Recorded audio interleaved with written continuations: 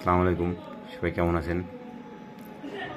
আসলে আজকের একটা গুরুত্বপূর্ণ বিষয় নিয়ে কথা বলতে আসছি যে গতকালকে আমাদের মহান বিজয় দিবসে আমাদেরকে যেভাবে ছোটো করলো ভারতীয় বাহিনী, ভারতীয় মোদী সরকার, আসলে এর তীব্র নিন্দা জানাই। আর মহান বিজয় দিবসের সকল শহীদের প্রতি গভীর শ্রদ্ধা, ভালোবাসা।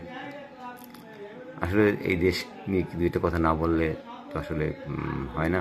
এই জন্য দুইটা কথা বলতে আসলাম যে আজকেরা যারা এই বাংলাদেশকে নিয়ে কথা বলছে, এই ভারত তাদেরকেই দমন করছে। বিগত দিনে আমাদের বড় বড় নেতাদের দেখলে, যারা এই দেশের জন্য শহীদ হয়ে গেছে, বিগত দিনে তাদের জীবনী দেখলে দেখবেন যে এই মাওলানা ভাসানী, সে কারা অবস্থায় মৃত্যুবরণ করছে। এই একে ফজলুল হক, শেরে বাংলা একে ফজলুল হক, সে কিন্তু সরি, সে কার অবস্থায় বরণ করে নাই, তবে সে বিদ্যুৎ মারা গেছে। এক পর্যায়ে সে হতভম্ব হয়ে গেছে এমন একটা পরিস্থিতি রাজনীতির কারণে, যে রাজনীতি থেকে একসময় সে দূরে সরে গেছিল। এবার শহীদ সোহরাওয়ার্দীর ইতিহাস থেকে দেখবেন যে তার শেষ জীবনে কারাদণ্ড অবস্থায় তার মৃত্যুবরণ হয়েছে। তো এর কারণটা কি আসলে? তারা, তাদের অপরাধটা কী ছিল? তারা তো এদেশের অনেক বড় বড় ভাইটাল ভাইটাল পোস্টে ছিল। তারা স্বাধীনতার আগে তারা বড় বড় লিডার ছিল। তারা এমপি, মন্ত্রী, এমপি, মানে দেশের অনেক বড় বড় পোস্টে তারা ছিল। সবার সঠিকভাবে বলতে পারবো না, তো ওদিকে আর না যাই। আসলে আমার প্রশ্ন হলো এখানে যে যারাই দেশ নিয়ে কথা বলছে, যারাই দেশকে ভালোবাসছে, যারাই বাংলাদেশকে ভালোবাসতে গেছে, তারাই নাই হয়ে গেছে।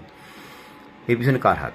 এর পিছনে কার হাত সেটা তো গতকালকে 16 ডিসেম্বর মহান বিজয় দিবসে আশা করি মোদী সরকারের কথায় আমরা বুঝতে পারছি যে এর পিছনে কার হাত এবং কাদের হাত।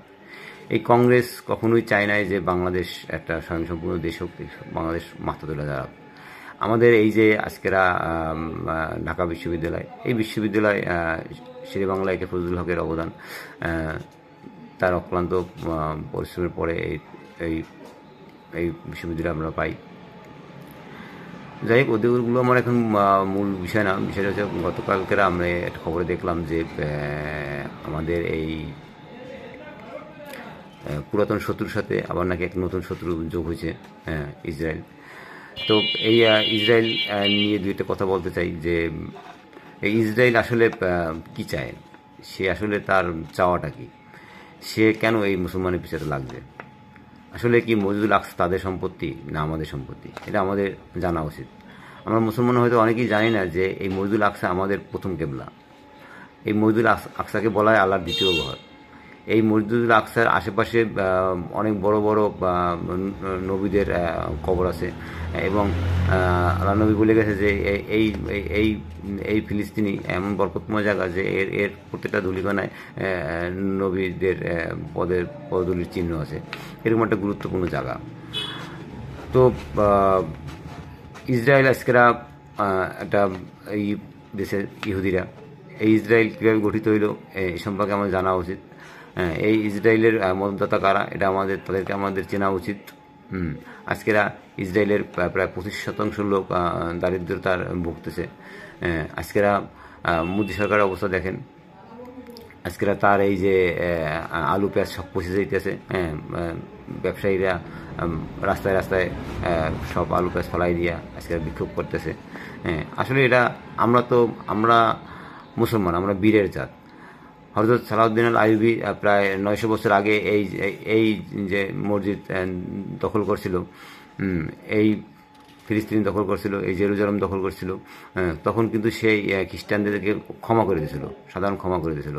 আজকেরা সেই ভূমিতে, সেই সালাউদ্দিন আইয়ুবের ভূমিতে আজকেরা দেখেন কীভাবে মুসলমানদেরকে নির্যাতিত করা হয়েছে।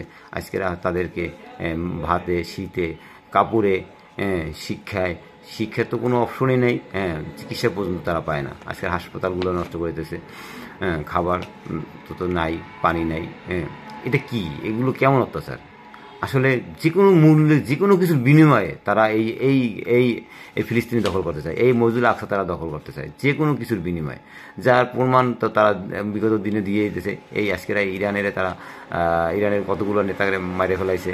আজকে কিছুদিন আগে গেল বাশার আল আসাদের পতন, সেই সিরিয়া, এই সিরিয়া আমাদের মুসলমানদের জন্য কতটা গুরুত্বপূর্ণ একটা ভূমি, এই দামেস্কো, তা আমাদের জানতে হবে সম্পর্কে। আসলে সিরিয়ার এই দামেস্কো শহর আমাদের জন্য অনেক গুরুত্বপূর্ণ।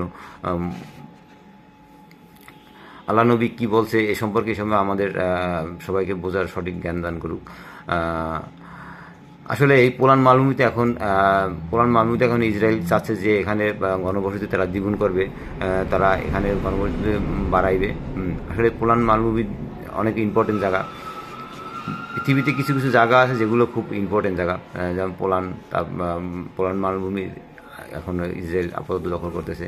এরপরে দামেস্কো, এরপরে আছে এই যে মসজিদুল আকসা, এরপর আছে এই যে কি বলে তুর্কিস্তান।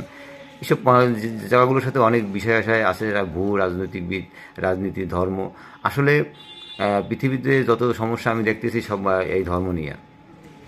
সো ওই দিক দিয়ে বিবেচনা করলে দেখা যায় যে ইসরায়েল আমাদের শত্রু, মুসলমানের শত্রু। উই আর লুকিং ফর শত্রু। আমরা আমাদের শত্রুর দিকে নজর রাখবো।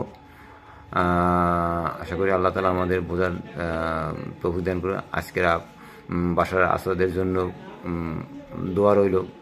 সে রাশিয়ায় যাইয়া পলাইছে, সিরিয়া দামেস্কো ছেড়েছে, আজকে রাশিয়ায় যে অবস্থান নিয়েছে। তো রাশিয়া আমাদের একটা বন্ধু রাষ্ট্র। রাশিয়া সবসময়, আমি যেটুকু দেখছি বা জানছি, রাশিয়া সবসময় আমাদের বাঙালির বন্ধু রাষ্ট্র। আশা করি আল্লাহ মুসলমানদের সঠিক পথ দেখাবে, সঠিক পথ দান করবে। আমাদের শত্রুদের আমাদের চিনতে হবে, আর যদি আমরা না চিনি তাহলে আজকের হয়তো আমরা ভালো আছি, কিন্তু কালকের আমরা ভালো থাকবো না। আমাদের সন্তান, আমাদের ভবিষ্যৎ প্রজন্ম আমাদের ভালো থাকবে না। তো একটা মানুষ হিসেবে আমাদের প্রত্যেকেরই কিছু দায়িত্ব আছে, কিছু কর্তব্য আছে। মুসলমান হিসেবে আমাদের কিছু দায়িত্ব আছে, কর্তব্য আছে। আমি আশা করব আপনারা এইসব দিকগুলো একটু বেশি বেশি চোখ রাখবেন, এগুলোর দিকে নজর রাখবেন, যাতে করে আমরা সামনে পথ চলতে পারি। আমাদের দেশ যাতে ছোট না হয়, আমাদের ধর্ম যাতে ছোট না হয়, আমাদের মানবতা যাতে ছোট না হয়। আমরা মাথা শুধুমাত্র ওই আল্লাহ তাআলার কাছেই মাথা নত করব, এছাড়া কারো কাছে না। আসসালামু আলাইকুম।